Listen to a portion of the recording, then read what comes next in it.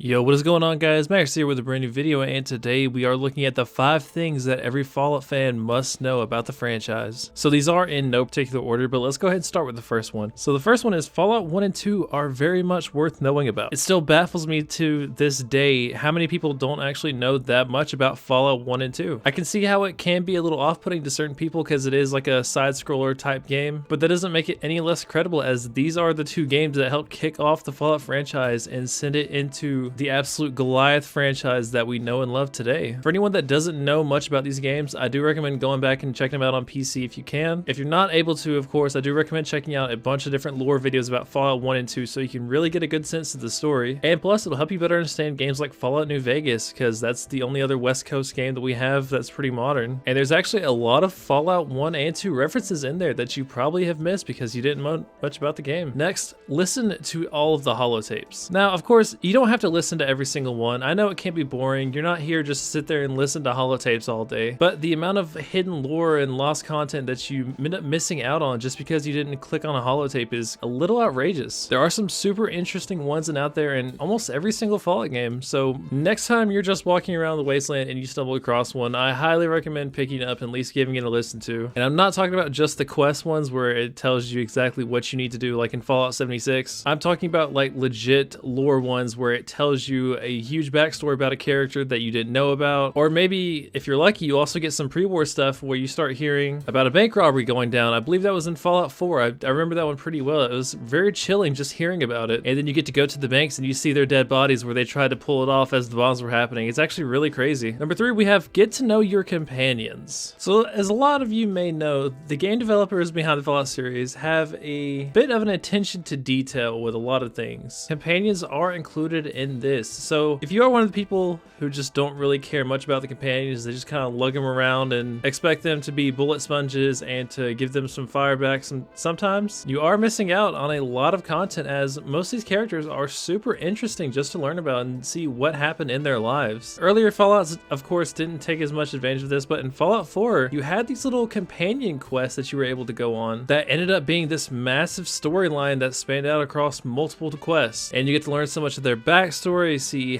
what happened, how they got here, figure out what's going on with them now. Of course, you can romance them, but that's not the entire point here. That's just you. That's whatever you want to do, however you want to make it. My point is, there is so much that you can actually do with your companions that a lot of people end up missing out on, all because they don't take the time to sit there and talk to them and get to know them. Of course, if they are annoying, like someone like Preston, who always seems to need your help, of course, you know, avoid them. But there are a lot of really cool companions out there in most of the Fallout games that I highly recommend you go ahead and install it again, play it, see what you missed out on, talk to Boone, talk to Arcade Gannon. He's one of the most interesting companions you can get in the Fallout franchise, in my honest opinion. Number 4 is one that most people don't do, and it is very sad, and that is use the ridiculous guns that they give you. Yes, I know it's not the 10mm submachine gun, it's not the anti-material rifle, it's none of these crazy cool guns, but sometimes there's just something so satisfying about grabbing a fat man and putting a mini nuke right in the forehead of a bunch of feral ghouls, or even using any of the melees and having your melee leveled up all the way. I don't know, I feel like it's very underutilized, and I would love to see more players actually use it because it is quite fun. Number 5, this is the most important one. I cannot stress this enough. Don't go into Quarry Junction. But yeah, guys, that is gonna do it for today's video. Don't forget to like, comment, and subscribe. Let me know what you want to see in the future. Any Fallout video ideas or any certain games you want to see me play, just let me know in the comments down below. Thank you guys so much for watching,